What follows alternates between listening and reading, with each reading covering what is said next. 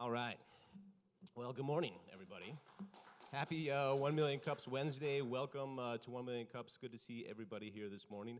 My name is Tyler. I'm with CTB at the Idea Center. I'll be your MC this morning. First of all, any first-timers? Anybody's first time at 1 Million Cups this morning? Just one. Great. Well, happy to have you here. Good to see you. Thank you for joining us. Hope to see you again. All the seasoned veterans, glad to see you here as well. So for one thing we'd like everybody to do when we get to 1 Million Cups is if you haven't already, download the 1 Million Cups app on your Google Play Store or your Apple App Store.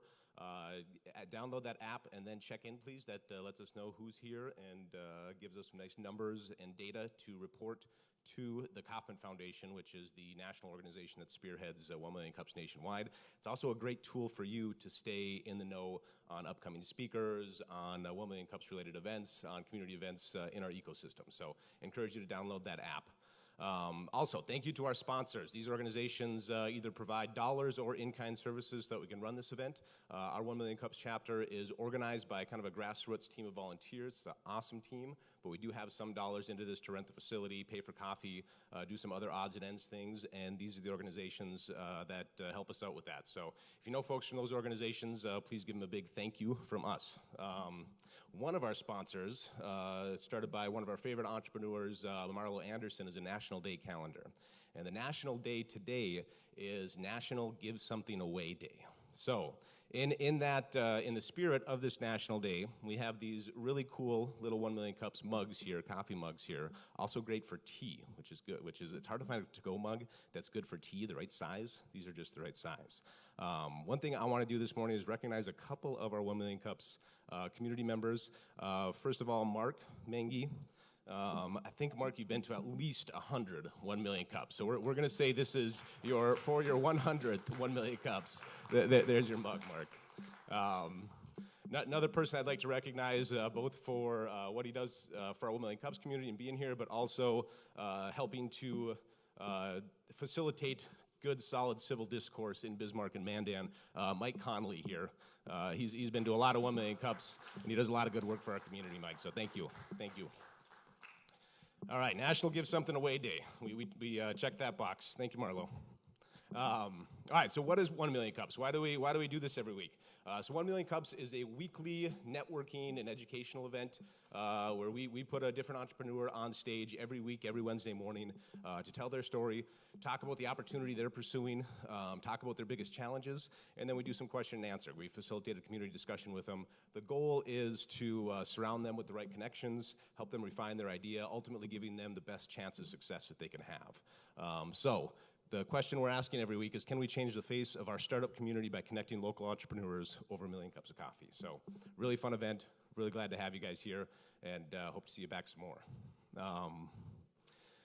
So we can ask, during our Q&A session today, we'll have a mic runner as usual, so you can raise your hand to ask a question of our speaker. If you're watching on the live stream, you can put your question in the live stream Facebook chat or use the hashtag 1MCND on Twitter. With that, I think we have some community announcements. So first one here is TEDx Bismarck is coming up August 13th. The theme this year for TEDx Bismarck is Under the Microscope. Previously, we've held TEDx at the Heritage Center in the amphitheater there. This year, we're moving it to the event center to give us more space so that we can hold the event safely and do social distancing while we're having the event. But August 13th is the date on that. We do have a full lineup of speakers this year. You can go to TEDxBismarck.com for more information or to get tickets on that. Next up, Beers and Boutique. So this is a fun event actually happening tomorrow. So this is organized by the Bismarck Downtowners. Our friends Madison and Kate would usually be here to announce this, but since they are not, I'll go ahead and talk about this. So this is tomorrow night, 4:30 to 8:30. They have a bunch of participating businesses downtown that are going to be serving craft beers and and artisan crafted cocktails as well, while having in-store specials. So you walk around downtown, have some beverages, get to know some of the local business owners down there. If you'll have a card, if you get for each business you visit, they check your card. You turn that in at the end, and then you're eligible for some door prizes at the end of the night. So it looks like it's going to be a beautiful evening too. So it looks like we're going to have nice weather for this. If you want more information on that or for tickets, go to downtownbismarck.com. All right, we have Rising Leadership with the University of Mary. I think Jennifer.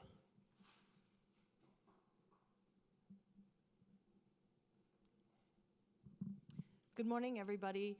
We are doing the Rising Leadership North Dakota camp out at the University of Mary. This year, we are focusing just on leadership, and it's open to high school sophomore, juniors, and seniors. It is a free event, thanks to our sponsors. The spots are limited to 40, and yesterday we're about halfway there. So if you know a sophomore, junior, or senior, make sure they register before all the spots are filled. Great. Thank you, Jennifer. All right, so without further ado, I think we'll get to our speaker this morning. We have, our speaker can't be with us here today because he's out of Fargo. We have James Leiman, who's the Economic Development and Finance Director with the North Dakota Department of Commerce. So North Dakota Department of Commerce has done a lot of work over the last 4 months to provide valuable information and resources to small businesses and entrepreneurs as they work through the COVID-19 pandemic. One of the programs they just rolled out last week is the Economic Resiliency Grant Program. James is going to be with us here today to talk about that program, how entrepreneurs can access those funds and what they can be spent on. So let's give a warm 1 Million Cups welcome to James Leiman.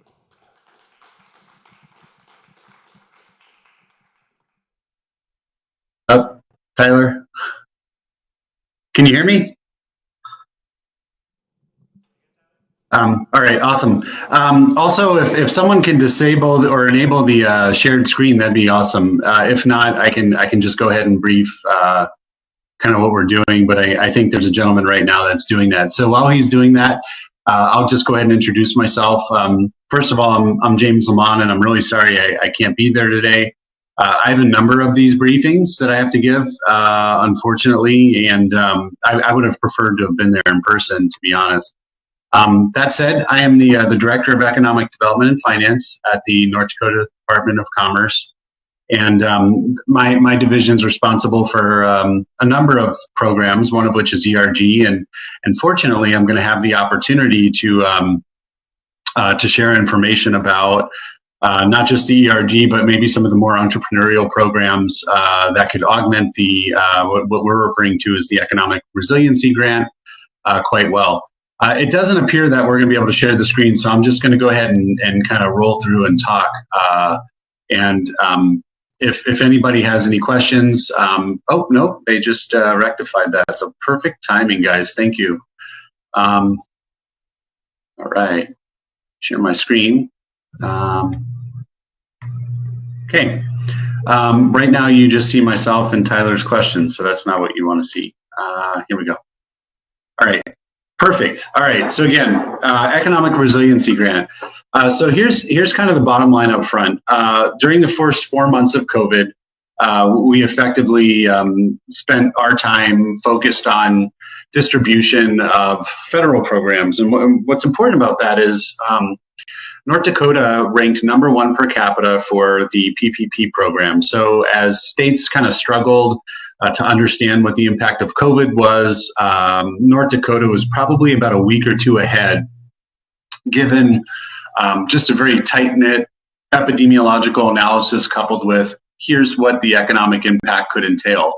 And so because of that, in my opinion, that streamlined sort of intergovernment approach, as well as consistent conversations with private industry and a constant analysis of the business climate, both in North Dakota and in our country, we felt like we were able to kind of spot these issues early, reorganize in anticipation of these issues, so that when the COVID pandemic did hit in the way it did, in the way it impacted the economy, the state of North Dakota was much better prepared and organized in order to meet that challenge. Hence the reason why we ended up being #1 in a number of areas per capita. So throughout this process, though, we identified that everything was expenditure based. So PPP, the EIDL program that the federal government developed.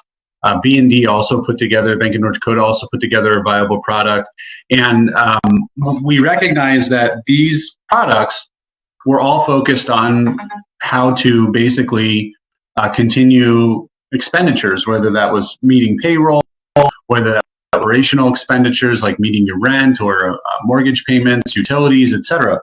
But none of the programs were really focused on the revenue side of the house. So throughout 13,000 surveys and a number of regionally focused meetings, we were able to quickly identify that, revenue was a big problem, and that even though you still had all of your expenses you had to make and you were either grabbing loans or whatever the case was, you also needed to improve your revenue-based outcomes in order to meet your future and or existing expenditure obligations.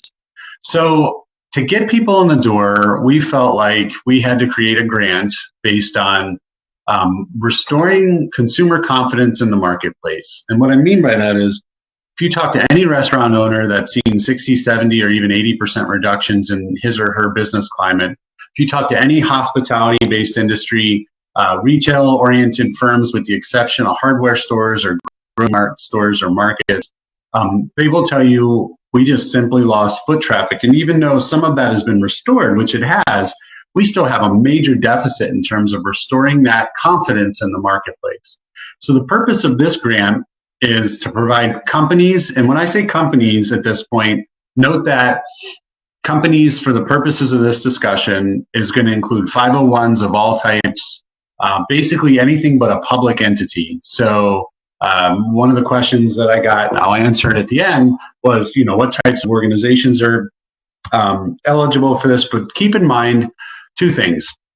Everybody but public entities, meaning city governments, county governments, state government entities, are going to be eligible, but we're still refining the criteria in which that eligibility will ensue. And I'll talk about that a little bit later. So basically, we want to give up to $50,000 or $100,000 if you have multiple locations to we want to give grants so that your company or 501 or whatever can make the requisite improvements on the front end to bring that consumer confidence back to your marketplace. And even if you're not a front end organization, let's say you're a manufacturing firm somewhere in the middle of a supply chain vertical, it's the same thing. We want to ensure that companies in this state have the ability to make those improvements so that you can keep people at your place of business, so that we can keep people off of unemployment. But most importantly, reduce the spread of COVID-19 and inspire the necessary consumer confidence to want to come back to your operation. So eligibility, as I said, you got to be an entity in North Dakota. You have to be operating in North Dakota. You could have a headquarters firm outside of North Dakota. So let's say your parent company is headquartered in Colorado, but you have 2 offices in North Dakota. That's okay. Those 2 North Dakotan locations are going to qualify. And then the improvements must be made to reduce the spread of COVID-19. And we'll talk a little bit more about that. So here's some ineligibility pieces. If you don't have any live customer interaction, and then you'll notice the asterisks, we're working on that, meaning you may have, like I said, a manufacturing firm or something that's part of a customer interaction sort of paradigm. Those will be eligible. Same thing with at-home businesses, but again, there are going to be exceptions there. Like we're working on agritourism, so dude ranches or pumpkin patches. These are at-home businesses that would qualify, or home daycares. As I mentioned earlier, if you're a government agency, there are different funding streams for that. And then by law, we can't give money to lobbying organizations. However, if you are a 501c6, which means you're say in Fargo Moorhead, where I live, the Visitors Bureau with the chipper, they're a 501c6, but as long as we're going to have them sign a document, because you're bringing people to the marketplace, that indicates none of that money will be used for lobbying.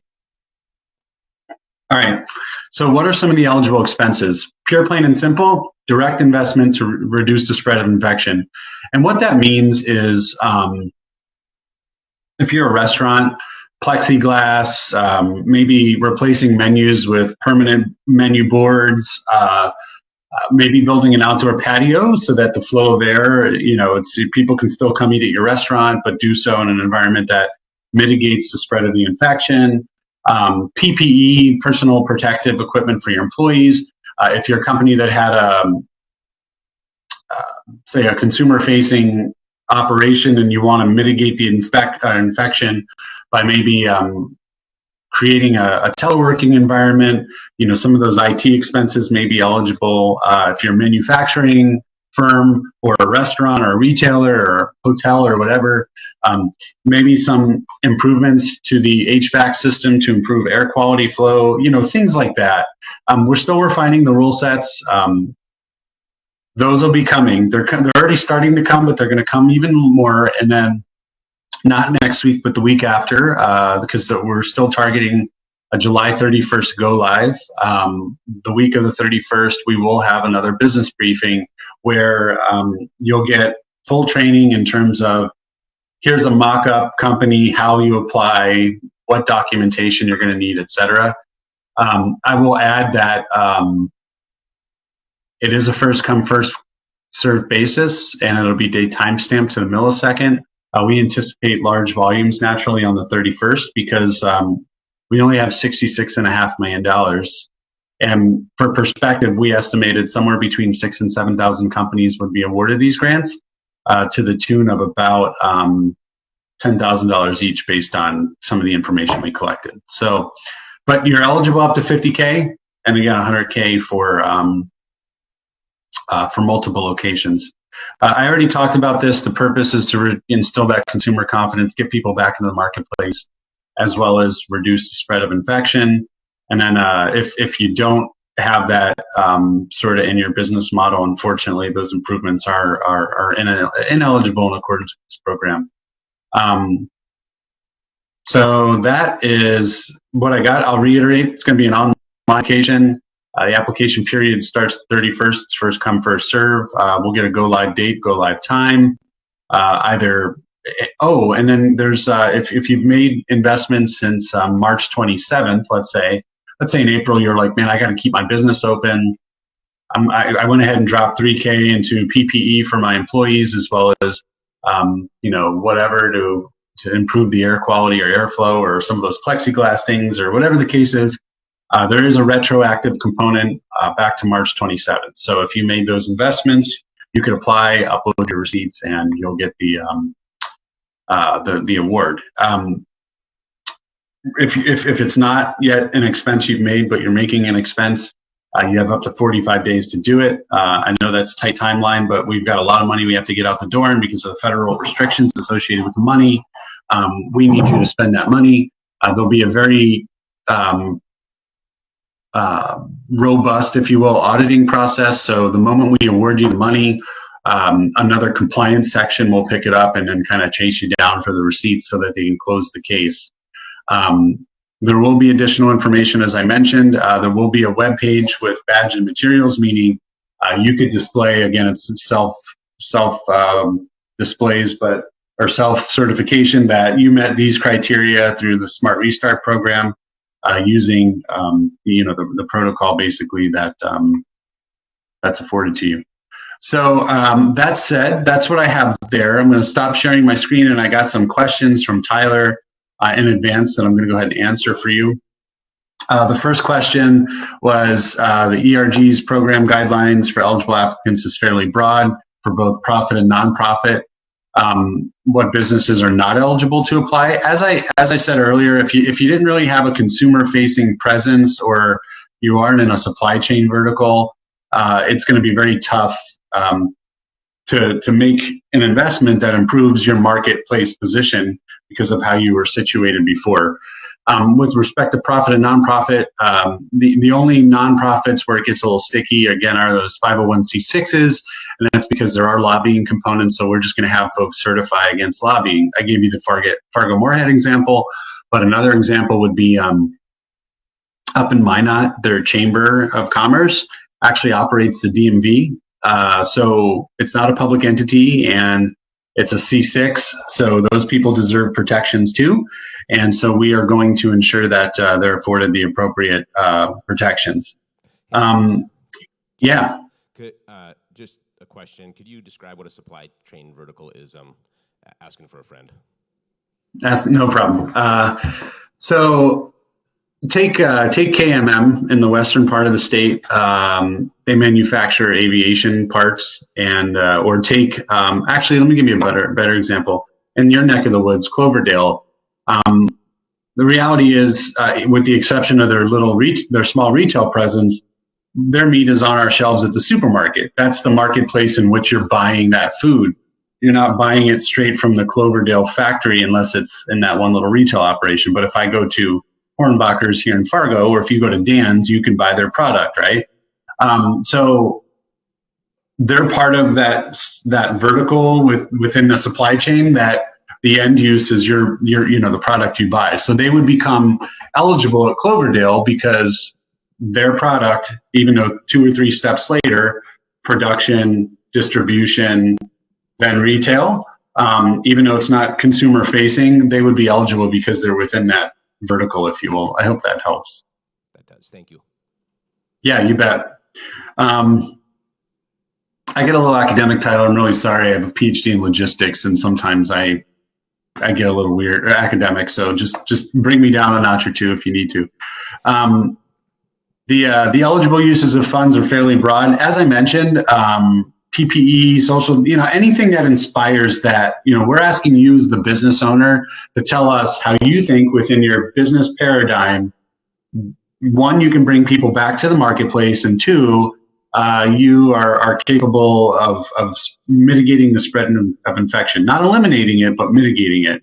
And so again, I brought up a few examples, whether it's PPE, whether it's air purification, whether it's creating a patio outside, whether it's adding additional sinks so people can wash their hands more frequently. The possibilities are endless, but you're going to have to qualitatively meet those criteria of the 3 things I outlined: the intent, marketplace, reduction of the spread, and improving consumer confidence. With respect to how the process is going to work, like I said, on the 31st, we're still designing this IT solution. We're doing a 5-month build in about 4 weeks. So you can imagine the sprint cycle on this IT build is rather quick. But bottom line up front is, for you as the consumer, you're going to hop in. There's going to be an online form. It's going to ask you a number of questions, and then your either receipts or your corresponding proposal. Because remember, you're either retroactive or you've got a corresponding proposal. You more or less, that's when your interaction ends with the system. What happens is you're going to go, the application is going to work its way into a queue. There's going to be one set of eyes that determines eligibility. If he or she says yes, it'll go to a second set of eyes just to ensure that the eligibility criteria are met. If it's a complex case, it'll get off-ramped into a different queue. There'll be special teams working on a number of scenarios we've identified.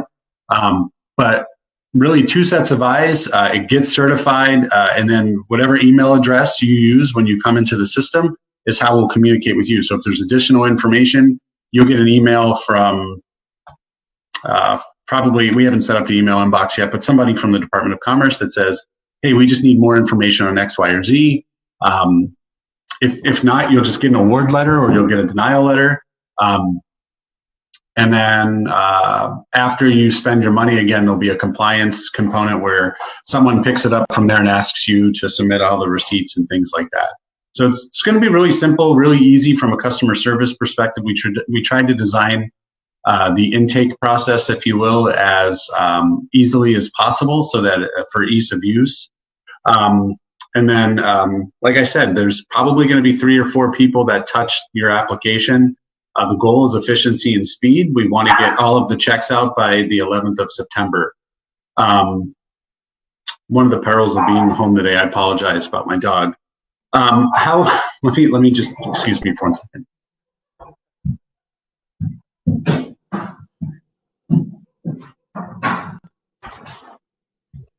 I sincerely apologize for that. With respect to other programs that could potentially augment this, toward the beginning, I mentioned, it's great to get a grant out, but, within these communities like A Million Cups, we don't typically have the opportunity to kind of talk about some of the other unique projects and programs we have going. So if you're in the process of commercializing intellectual property, we have a very unique program available right now called the LIFT program. There's still millions of dollars left in that. If you have a unique technology that is spaced within value-added agriculture, there are grants within the APUC sector for that. Those typically go up to $100,000.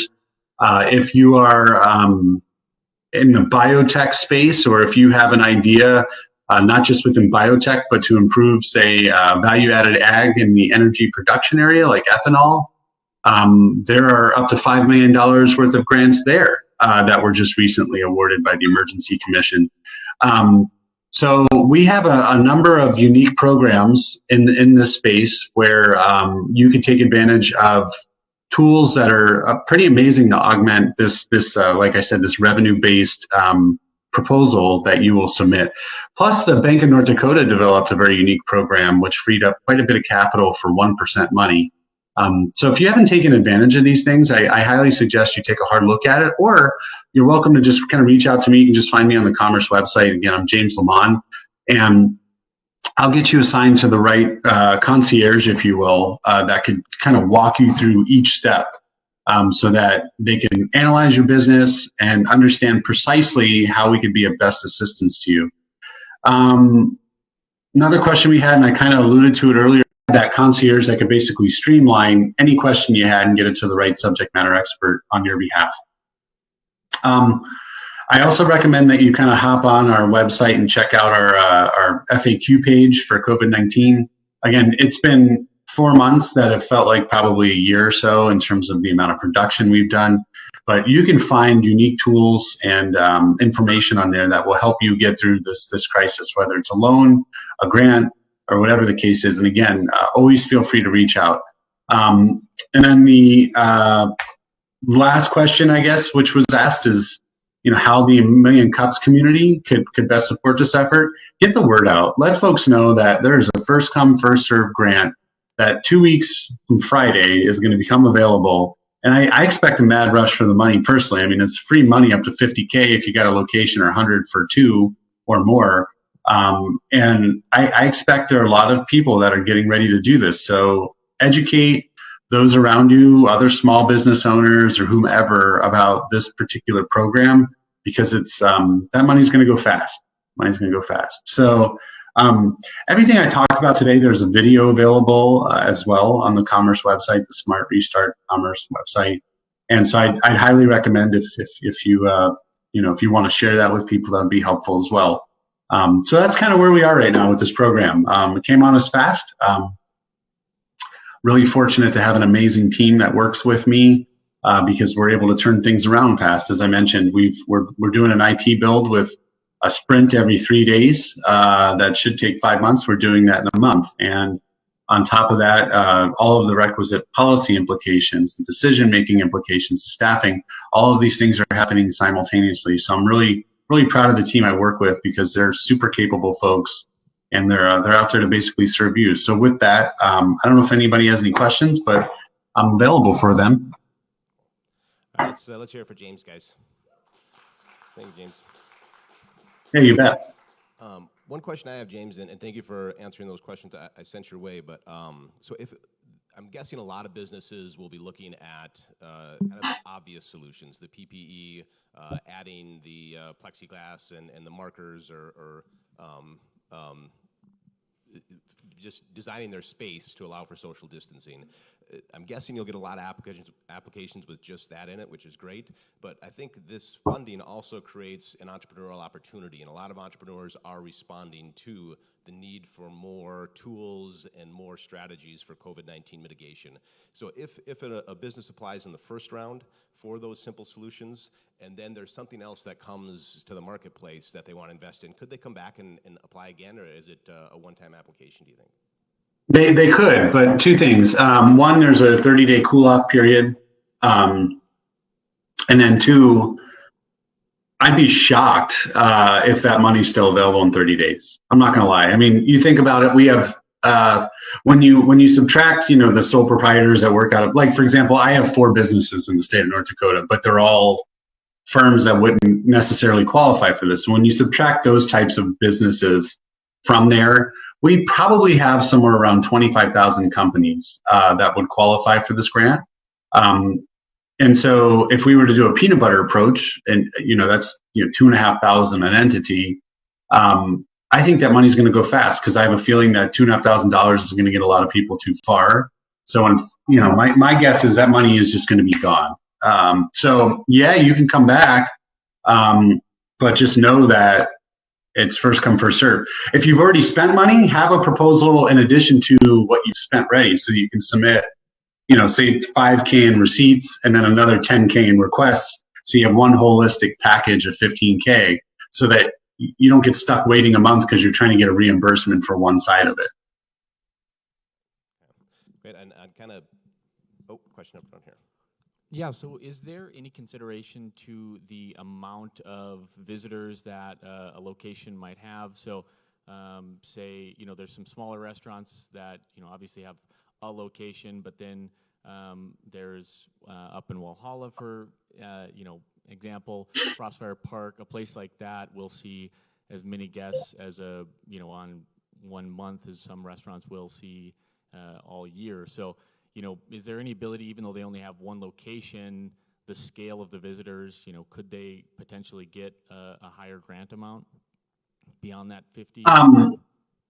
Sure, and that's an excellent question. So 87% of the companies in North Dakota have 9 or fewer employees. And so as a result, our target was always small business economic resilience. So not to say that larger company or that larger restaurant doesn't need the money as much, but if they've got that kind of throughput, their revenue challenges are, in my opinion, a little bit less so than, say, the example you gave me in Walhalla. So it's not an equity-based strategy, but it's not an equality-based strategy, but it's an equity-based strategy, meaning everybody has the ability to apply for up to 50K. So if Sammy Joe's Cafe in Walhalla, I've only been there once. I don't know what cafe there is up there, but applies for $45,000 because they want to do all of the same improvements that Applebee's in Bismarck wants to do. We don't want to punish them for that, because we are a small and rural state. So it'll be equity based. Question down here. Yes, good morning, James. I'm with Starlight IT and facial thermal detection and stuff. Is there certain equipment that's not going to qualify for the loan? I mean, is there some kind of guidelines as far as that specifications that they have to meet? We're not scientists, and we've received hundreds of these things. Like, hey, I got this UV solution that, if after the cafe closes, it could UV the place and kill all the germs. I don't know if that really works. Same thing with there's like this unique sanitizer mister. So I've got my door frame here where if I were walking in, it would sanitize me, right? We get those things all the time, and we're placing the onus on the business to determine whether or not it would be an effective COVID mitigation solution for them, because we're not going to be able to sit down and go, well, does this particular sanitization solution work better than that one? Basically, it's the due diligence on the company side that is going to drive those decisions. And you did say, James, so telemedicine IT investments would qualify though. So if you're an optometrist or a chiropractor or some kind of professional service provider, any of those virtual meeting platforms would be reimbursable through the program, correct? Absolutely, because at the end of the day, you still have a marketplace requirement. And pre-COVID, you were people coming in to look into your equipment and or whatever, video consultations. Like I had one with my ENT back in April. Granted, he's part of the Sanford network, but for, say, someone with a smaller network or something that had to spend the money to ensure their patients those would definitely qualify, yes. is there any discussion of, as you're getting these applications in, I'm sure there's going to be a ton of ideas coming in, right?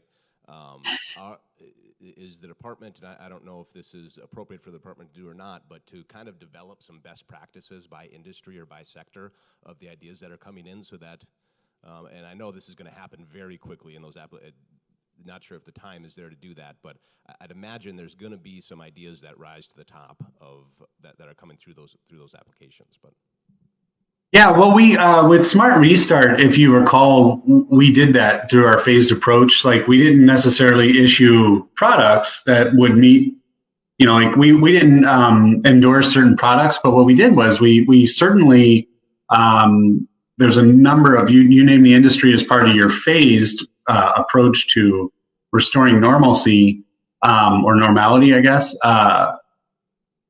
Bottom line up front is, there's a list if you're a restaurant that's 5 pages long, and the hope is that you sit down as Joe restaurant owner and go, okay, I could use this solution for this. So the recommendations to meet sort of that new reality exist, or new normal, but the products for that were never formally endorsed by either the departments of commerce or health or whomever, because it's kind of a slippery slope because we're public.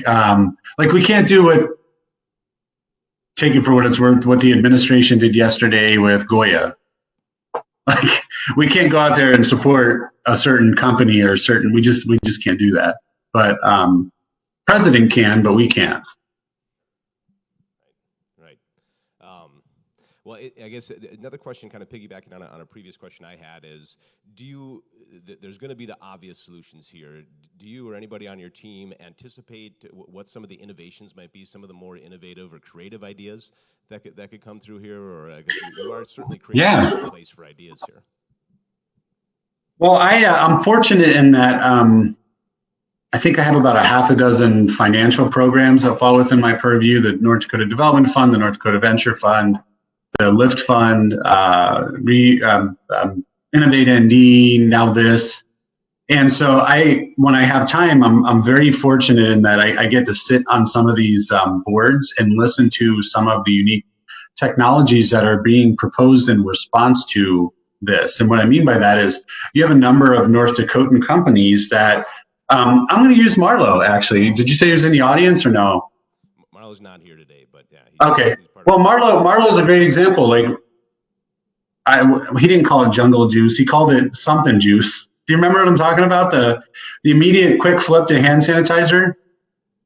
That's a solid example of immediate entrepreneurship, and you're solving a problem, you're keeping things safer. But we've seen some highly innovative solutions as well, from how to more effectively clean hotel rooms using specific UV technologies to we captured there was some IP that folks were looking at using certain battery sources to reduce the need to heat rooms to a certain temperature.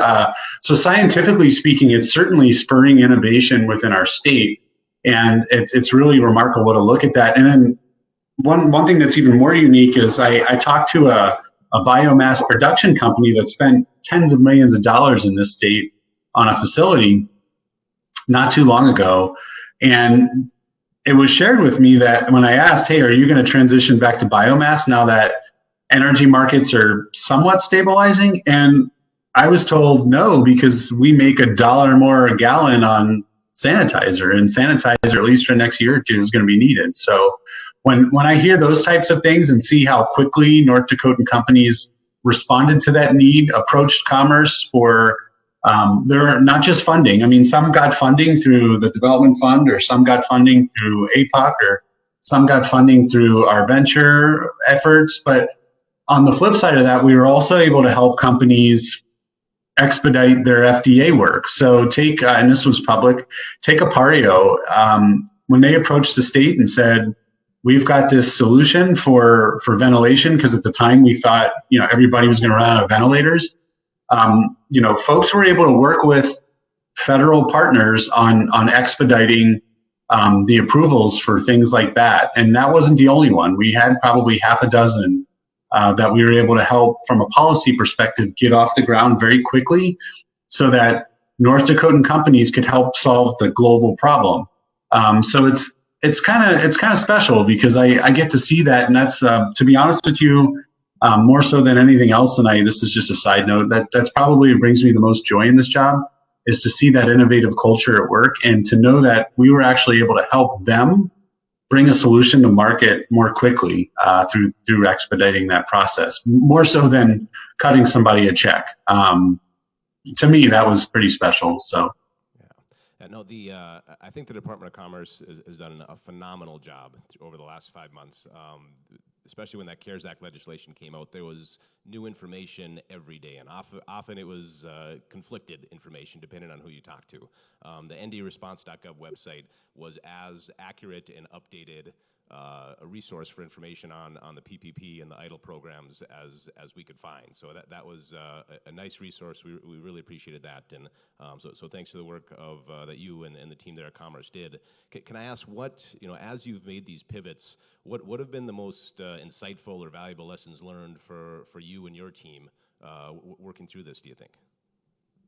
So I'm going to be analogous to, so I also had the pleasure to deploy twice when I was in the Army for combat tours. And there's a camaraderie that was developed in that environment that as a division director at Commerce, I've observed a similar camaraderie development within my folks. Now, it's not the same because everybody's been distanced and whatnot, but there are similar threads to me where when I see that, what it does is it, one, maximizes productivity. And I think part of that also is when you have fewer disruptions in the office or you're driving less or doing whatever, obviously you have more time to do things like this, right?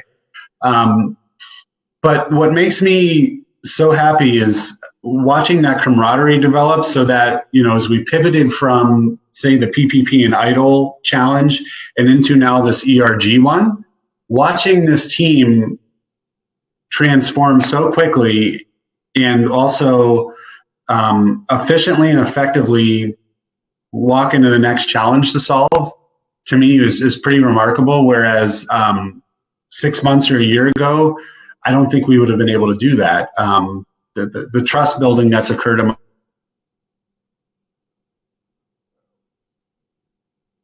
their manager or supervisor, right? But also to watch them evolve as a team and come out so much stronger, it ultimately improves the quality of service we can give companies across the state. And I don't know of any government agency I've ever worked for that with the exception, like I said, in a deployed environment where I've seen that camaraderie exist. It's pretty remarkable and special because we're able to deliver a quality of service now. We were delivering a quality service before, don't get me wrong, but now it's so seamless that, it's going to be sad to see that go away in a year or two when sad meaning once people get back to normal and, they start living their lives normally again, that'll devolve back into probably something a little bit more normal. But so that's been, in my opinion, the most remarkable component of this transformation. No, I think our state has handled this as well as any state in the country, I think, and as per usual, we're proud to be from North Dakota. But and so with this ERG program, we're funneling federal dollars here, right? Yes, this is federal money. Yeah, and so we talked about initially it's just keeping businesses afloat, helping them meet their payroll. Now we're getting more on the offensive side where we're making investments in increasing consumer confidence.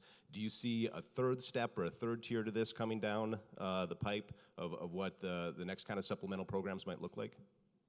Yeah, if you read the tea leaves in Congress, my intuition tells me the next spend will be on infrastructure, as well as, for what it's worth, some type of additional stimulus. I know Walmart, but also Wall Street's rocking. I mean, obviously that has to do with a $3 trillion Federal Reserve injection. And then obviously the other $3 trillion that flooded through either stimulus or supplementals for unemployment insurance or whatever. Those things are at the end of the month kind of coming to an end due to just the expiration. So I think what what's going to happen is, forgive me, that $6 trillion pixie stick of liquidity is going to it's going to dissolve very quickly. So what I think you're going to see is a mad dash in August and September to come up with basically another pixie stick to get us through the election cycle. And why that's important, less from a political perspective and more for an impactful perspective, is you'll see more stimulus in the economy. You'll see some type of infrastructural spend versus sort of a more widespread one. I think this one will be a little bit more surgical. That's my intuition based on my analysis of what's happening in Washington right now, for what it's worth, as well as kind of what's happening there's the real economy, which is the economy we deal with, and then there's the economy that everybody seems to think exists when they look at CNBC or something. And so I think it'll be much more surgical and focused on the real economy this time versus keeping markets afloat. Just my perspective for what it's worth. Gotcha. Looks like we have a question from the live stream audience. Hi, James. Thank you so much for being here and sharing your expertise with us. It sounds like a great opportunity for small businesses. Can you tell us a little bit more about what that application is going to look like for them? Are they going to have to talk to their banker or accountant to figure some of this stuff out? Less so than a loan, because I know with like PPP and EIDL and the B&D program, we were very like, you need to get with your accountant and figure out if this is right for you, because that was a loan. This time it's a grant. You may need to go to your accountant for receipts post March 27th. You may want to get creative and think about, that restoration of market space also translates to consumer confidence, which translates into your future revenue build. So that's where that creativity is going to exist. The application itself is going to be really simple. It's going to be your name, your EIN, your social. The reason why we're asking for social is because we're trying to reduce fraud. Basically, it'll be the typical demographic questions about where's your business located. And then it'll get into a description of what you want to buy and why you want to buy it. And you're going to upload. The biggest piece of advice I can give this group is spend the next 15 days either pricing this stuff or getting your receipts together if you've already bought it. Because your readiness is going to be what determines whether or not that date timestamp works for you. The biggest advice I can give you with respect to how this application is going to look and work is have your plan or your receipts ready to go by 31 July. The application itself is going to be really easy. It's going to be just like, okay, what's your NAICS code? We're not going to ask you for the NAICS code. We're going to ask you for industry type. We're going to ask you for just those basic questions so that we have the basic demographic data that we can report to legislators, our federal partners, et cetera, et cetera. But 95% of this application is what you're spending your money on. Thank you. So we have, James, you already answered our last question of the day. That was nice of you, by the way. How can we best support you is getting this out to small business owners and entrepreneurs, right? Making sure people are aware of this. So everybody in this room knows at least one, probably multiple small business owners who could apply and have access to these funds. So I think that's the call to action for this morning is make that phone call, send that text message, make sure they know about this program. If they need assistance or if you want to apply for this and need a thinking partner on what is the best strategy and how to provide some COVID-19 mitigation in your place of business, I happen to work for an entrepreneurial center, CTB. So if you would like, you could go to ctbnd.com and request a consult, and we'd be happy to talk through the application with you. We'll be digging into the program more deeply. We can be a thinking partner for you as well. So if you're looking to give your small business owner friends or your network a good resource, make sure they, one, know about this ERG program, and two, if they need help, they can go to ctbnd.com and request assistance. Another good resource is the North Dakota Small Business Development Centers. So that's sbdcnd.com. That'd be another good free resource available to small business owners as they're working through the application. So I guess with that, James, any closing comments this morning? No, take advantage of these programs. That's what they're there for. It's your tax money. It's your business. It's your future. Whether it's ERG, Lyft, combination thereof, whatever. Feel free to reach out. We're here for you, just like the entrepreneurial centers are, the SBDCs. And if we're not, we're capable of getting you to the right entity very quickly. So if we need to off ramp a request to Tyler or whomever, we're not shy to do that. We're not going to hold you in the queue. We're gonna work with you step by step. I like to use the word concierge because that's effectively what my folks are doing right now in terms of helping you find all of these steps and how they can be effectively utilized within your particular situation. So I'd like to thank you for having me again. I apologize for not being in person, and I apologize for the Pomeranian who barks at every noise. But thank you. All right, thanks so much, James. Let's hear it for James. Thanks. All right, thank you, James. Appreciate it. We'll see you later. You bet. Okay, thank you. Yeah, you bet. Cheers. All right. Well, that's our program for this morning. Next week we have a non-profit organization called YES. That's an acronym, YESS, Youth Empowering Social Status. So they're going to be talking about how some of the youth in our community are working with people with disabilities to provide a better quality of life for them. So that should be a good presentation. If you or anybody you know is interested in presenting at 1 Million Cups, please go to 1millioncups.com. Click on the Present tab, and it's a quick application. It should only take about 10 minutes to fill out if you want to get on the 1 Million Cup stage here in Bismarck. So with that, that's all we have. Have a great rest of the week.